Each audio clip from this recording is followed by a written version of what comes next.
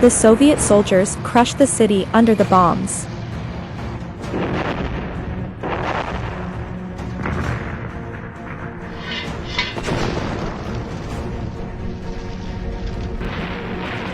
In a bunker under the monumental chancellery, of the three main accomplices, only Goebbels remains holed up with Hitler. If it leads to suicide, death, defeat, it does not matter. Because Dr. Goebbels, chief propagandist, will have worked on the staging of this death, so that forever and ever, the myth of this death, of this sacrifice, of its disappearance, will resound. As the empire crumbles, Joseph Goebbels, the fanatic, addressed to the Germans, April 21st, one last radio message. The moment of truth is approaching. I'm staying in Berlin with my entire cabinet. My wife and children too are here and will stay in Berlin. While the city is in the hands of the Soviets, on April 30th, 1945 at 3 p.m., Hitler commits suicide. According to his last wishes, he designates Joseph Goebbels as his official successor. But Goebbels is only chancellor for a few hours.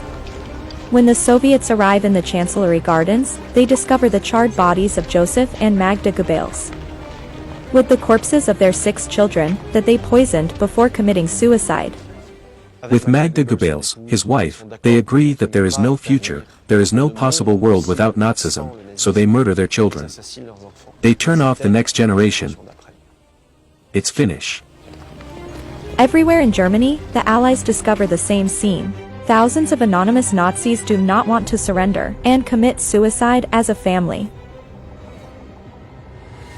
Unlike Goebbels, Himmler and Göring, them, are ready to negotiate.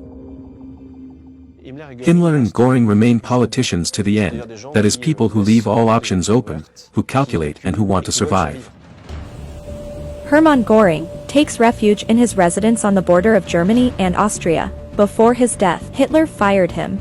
The Führer had designated him as his successor. So on April 23, 1945, Göring had sent him this classified telegram, where he had offered to replace him.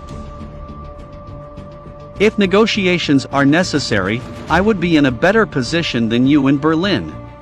There he asks Hitler, if you are no longer able to make decisions, it is now up to me to take over your duties.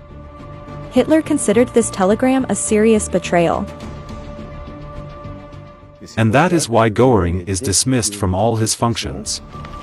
Finally, in May 1945, Göring surrendered to the Americans.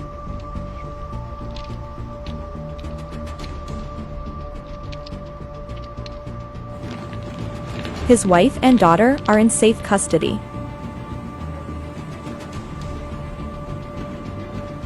Göring is still convinced that he will be able to negotiate a surrender with honors. He is a marshal, the highest military rank, but he is told that he will be treated like a criminal.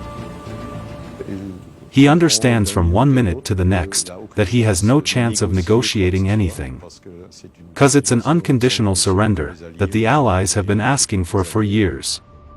Hitler was also betrayed by his faithful, Heinrich Himmler.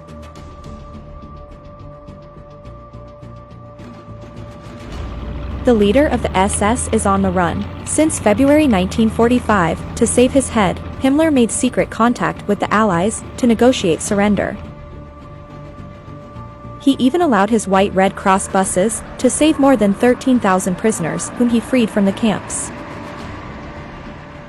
Himmler played a double game at the end of the war, when he conducted negotiations behind Hitler's back with the Allies.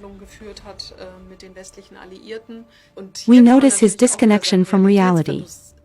He truly believed that the Allies were ready to accept it from a position of strength. When he realizes that he is not credible, Himmler hides among ordinary German soldiers taken prisoner. He wants to drown in the mass, disguised under a false identity. He was finally recognized near Hamburg, and when he is searched in this house by an English doctor, Himmler bites into a cyanide capsule, the poison he kept hidden in his mouth. He dies immediately. The killer of the century will never be accountable. He wanted to escape his responsibilities. not just running away, but also by committing suicide to not appear before a judge.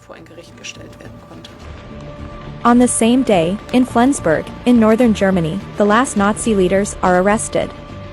Among them are Hitler's protégé Albert Speer, the architect and minister of armaments.